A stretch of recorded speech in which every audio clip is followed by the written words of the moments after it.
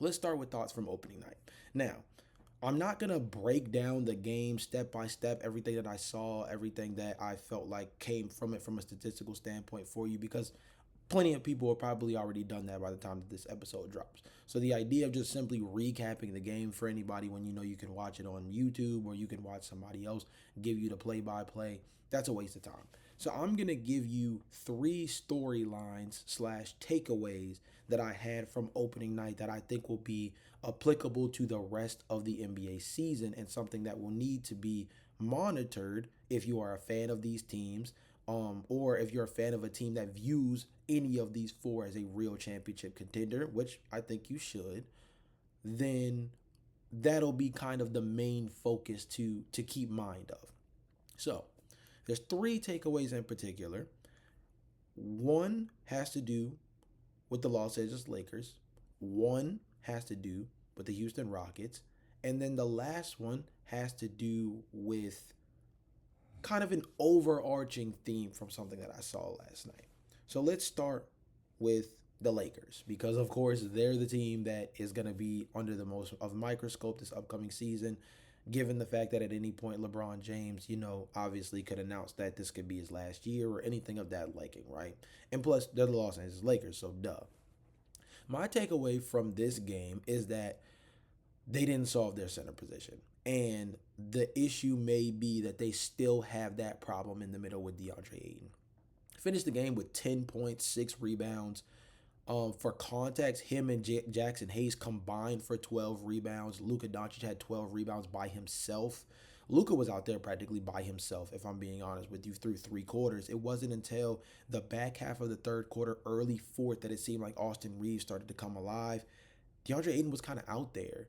If I read correctly, statistically, they gave up about 16 points within 5 feet of the basket. Shot like excuse me, not 16 points. They shot 14 of 21 on shots within 5 feet of the rim. It's practically as if DeAndre Ayton was nowhere close to a real rim protector for this team. And you could kind of tell. Jimmy Butler set the tone. He finished the night with the most points. I think he had about 33 for the Golden State Warriors. And it was clear, obviously one of the biggest things that helped the Golden State Warriors set themselves apart last season when they acquired Jimmy Butler was they were a team that before acquiring Jimmy, they did not get to the free throw line much. They were not a good team at attacking the paint because outside of Stephen Curry, nobody was really effective in terms of drawing real rim pressure. And Jimmy Butler changes that a lot because the element that he adds to the table is his shot creation around the rim and more particularly his ability to play through contact. Well, here's the thing. DeAndre Ayton had one block in this game, but he wasn't impactful. He wasn't a big time rebounder. Actually, he was middle of the pack last season as a defensive rebounder as well. And it goes to show that despite the fact that he's 6'10", 6'11", he and the physical specimen that he doesn't use the physicality that he has presentable in order to actually be effective around the glass.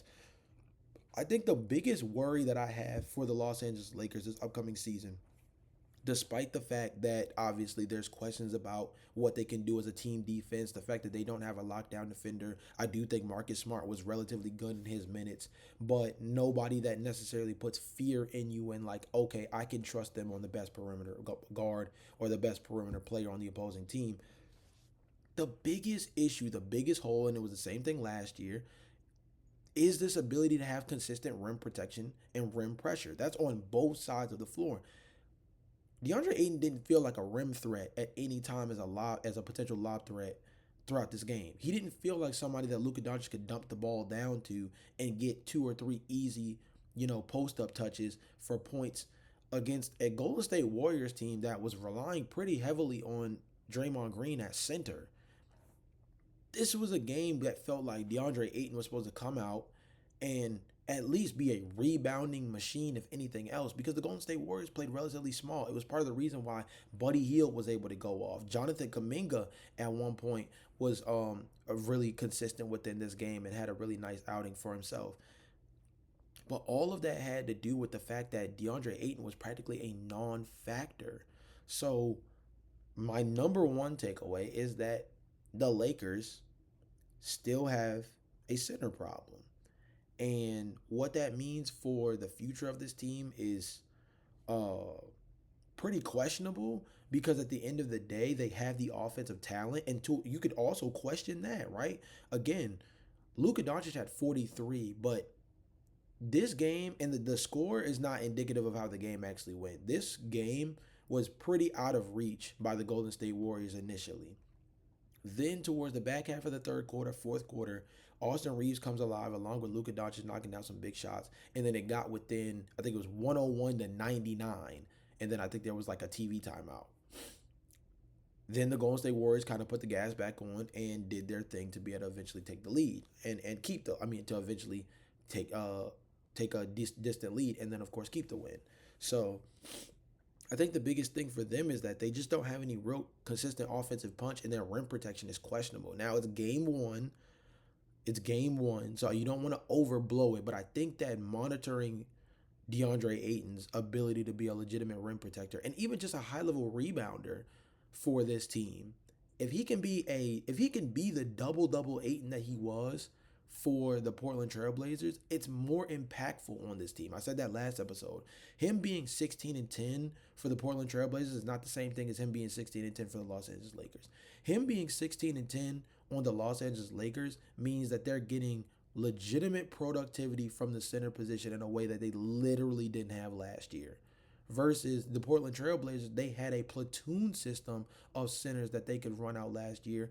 And DeAndre Ayton may have had the best counting stats, but he wasn't even the most efficient or effective of the group. Honestly, you could make the argument that Donovan Clingan was, despite the fact that he didn't average as many points. He was still a high level rebounder, and he was easily the best rim protector of that group, right? So DeAndre Ayton as a 16 and 10 guy for the Lakers is a real upgrade from just having Jackson Hayes in the rotation. So watch that closely. DeAndre Ayton, real issues there.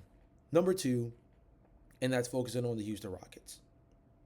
Similar positional issue, just different position. The Houston Rockets at point guard, man. The Amen Thompson at point guard experiment is going to be one of the most interesting storylines of the NBA season if it's something that the Houston Rockets choose to maintain for longer than just a few weeks. Because Amen Thompson, although is a strong ball handler for 6'5", he is not a legit point guard style ball handler. One of the things that I noticed throughout that game, and he eventually ended the game with 18 points, went down with a cramping issue in the first overtime game, and basically just, never came back after that. And I think it actually ended up hurting the Houston Rockets significantly, more so on the defensive end and somewhat on the offensive end in terms of having somebody who could help Alperen Sengun and Kevin Durant put pressure on the rim. But the ball handling ability dealing with NBA pressure, it got to a point where the Oklahoma City Thunder felt very comfortable pressuring him full court, and you could see him struggling to pull the ball, bring the ball up. And because they're playing this jumbo lineup with Jabari Smith, Kevin Durant at the 2, Alperen Sengun at the 4, and Steven Adams at the 5, there's nobody else outside of maybe Kevin Durant that they were able to truly rely on to help bring the ball up. So he's struggling to bring the rock up the floor, dealing with this tenacious on-ball pressure from guys like Aaron Wiggins, Cason Wallace, Alex Caruso, and he didn't have a true outlet. Unfortunately, Reed Sheppard was no better. Reed Sheppard was 2 of 7 from beyond the arc. I believe he was 3 of 12 for the game. Amen Thompson was 0 of 7 from 3.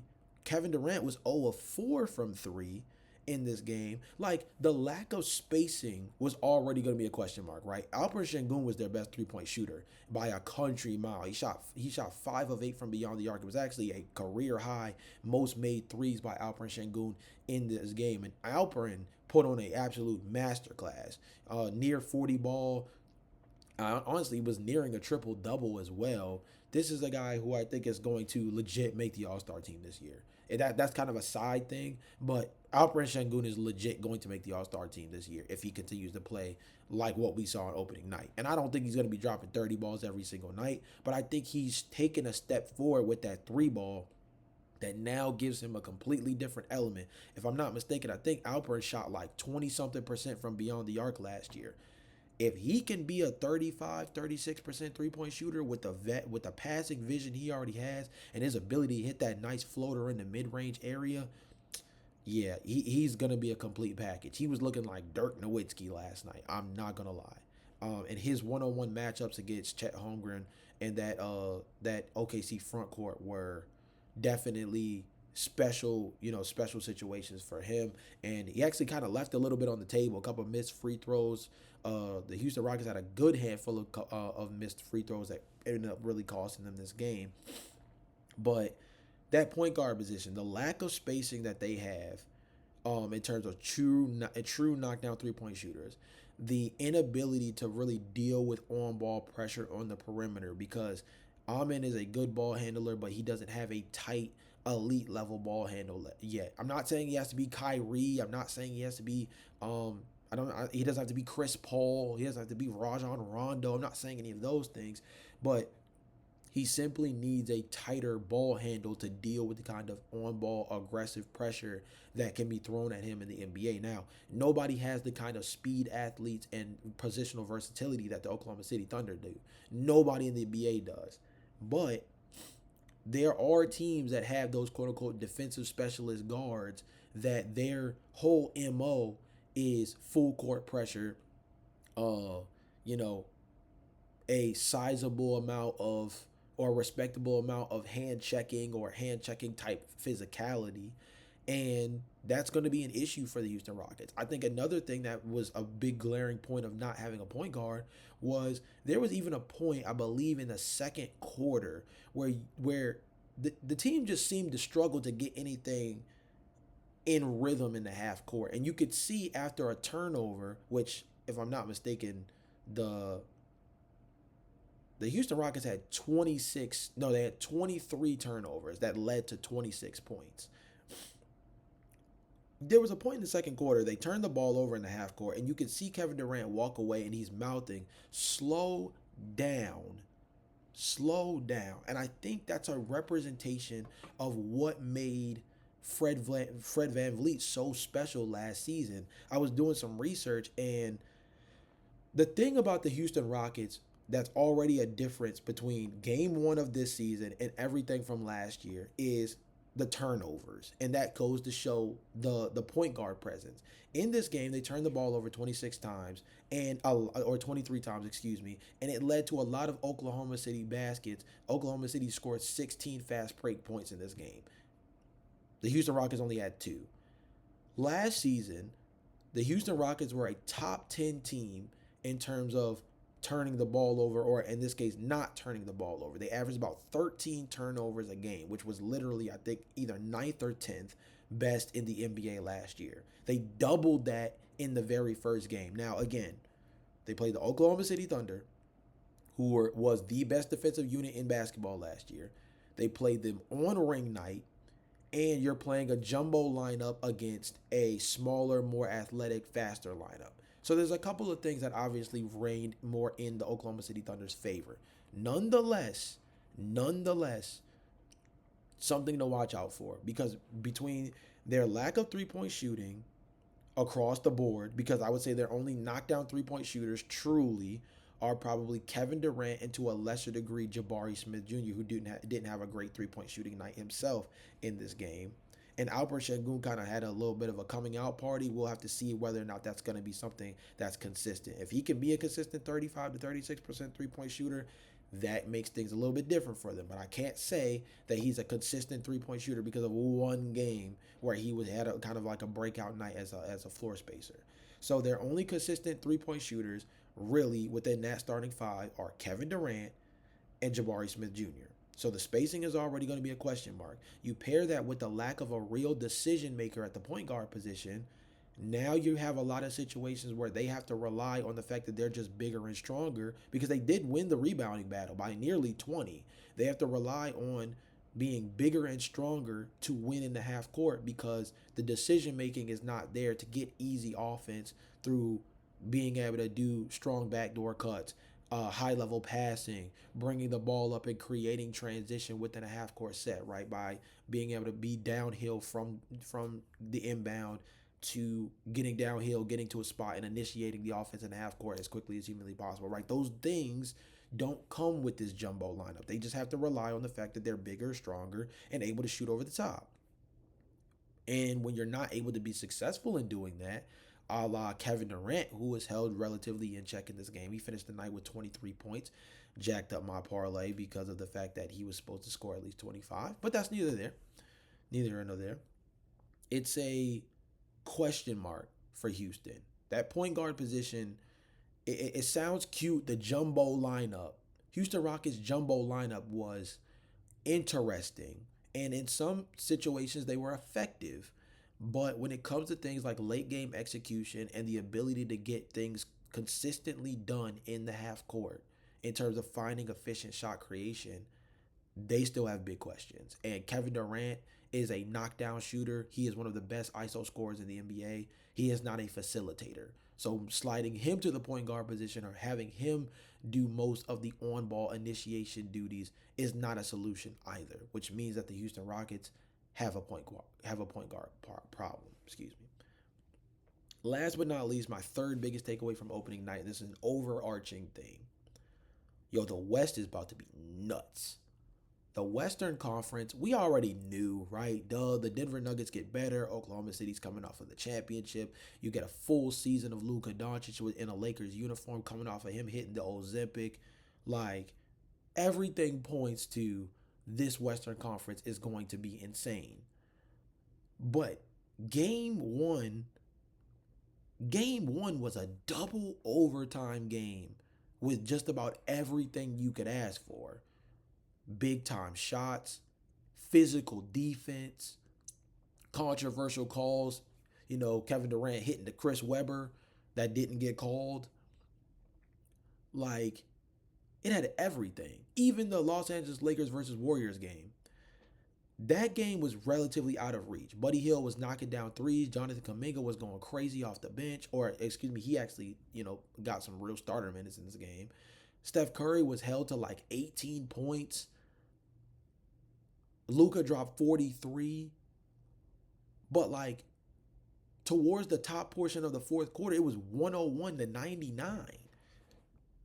At one point, the Warriors were up by about 13, 14 points. And all of a sudden, the Lakers were within striking distance. That quickly.